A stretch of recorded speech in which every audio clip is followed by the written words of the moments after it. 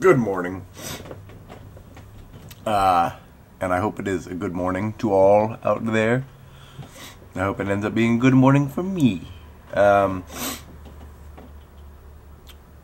This morning, what I was focusing on is real short. I'm going to read just the actual selection that I've been ruminated on. As soon as I sneeze. Almost made it. Revelation 2:7. To him that overcometh. Yeah, that's it. That's it. And sometimes the Oswald Chambers fella who writes this, I'm like, man, you're such a cantankerous dude. And sometimes I'll be like, what? Now you're trying to simplify it so much I can barely understand you, man. But this morning, one of the pieces he said, I was like, man, I totally believe this. This is so in line with the way I think anyway. Hooray!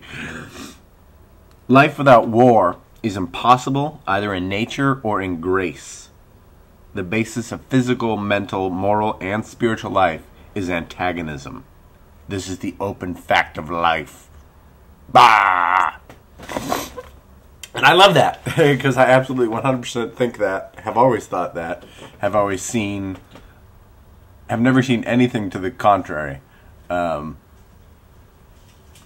mean, the very nature of our universe is that all things tend towards entropy. All things eat each other, fight each other. Humans do it so much more elaborately than any other creature in the kingdom, but this plays through even in our spiritual life. And then the whole rest of the devotion was so cool this morning because it was all about fighting, and I love that. Things which keep me going when I am alive disintegrate me when I am dead. If I have enough fighting power, I produce the balance of health. The same is true of the mental life. If I want to maintain a vigorous mental life, I have to fight. Yeah.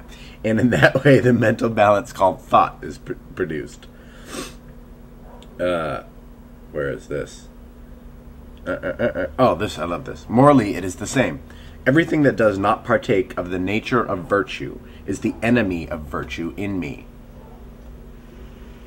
And it depends on what moral caliber I have, whether I overcome and produce virtue. Immediately I fight, I am moral in that particular. No man is virtuous because he cannot help it. Virtue is acquired. Anyway, I just love all that. And it's a nice... it's a nice shorthand sometimes for me. I think it's a good shorthand for me to hear. If something crosses your path, crosses your mind, enters into your zone, and you are reacting in an unvirtuous fashion, regardless of what it is, fight it. And fighting, now the way he's describing it seems to lead sort of towards my understanding, which I also feel like part of my understanding is flawed, in that I don't believe fighting is always in our hands. I mean, I definitely believe fighting is taking orders from the holy general, as it were, and sometimes even surrender by not fighting, by literally going, hey, I want no part of this battle. Lord, take this battle away. Which is kind of crazy and sometimes quite risky, but it's quite a nice leap of faith to throw your sword down in the middle of a skirmish. But that is, it's so, I don't know, it's such a delightfully practical thing, and I kind of was very frustrated this morning because I'm going to have to send an email after this is all done and cancel like 6 shoots I had scheduled for the next 2 days. I was very excited about, and also wanting to just kind of, get done, get through, because I'm trying to crank on some stuff before my deadline. And then I got a call very early this morning. I just checked my messages that I got to give the camera back that I'm recording on right now. Which is totally fair. I'm borrowing the camera, so this is to be expected. But funnily enough, I spent most of yesterday scrambling to kind of cover a couple of spots. Anyway, so all this has me going in various areas and feeling very like, God, what's up? Why is this happening? This is frustrating. But I'm glad for this little, hey, check out, watch for your knee jerks. Fighting is fine. watch what you're fighting for. If your reaction in any way, shape, or form to anything is not virtuous, is not in line with virtue, which is not in line with being pleasing to God, which is not in line with loving the Lord thy God with all thy heart and all thy mind, and loving your neighbor as yourself, then check yourself.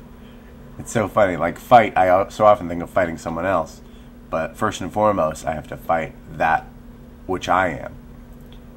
First, I'm my own first line of or my second line of defense, but I'm defending myself against the first line of offense, which tends to be me. That's confusing. I wish it was that simple when you were really fighting people. If I could just fight me, because then I could really be like, hey, stop fighting me.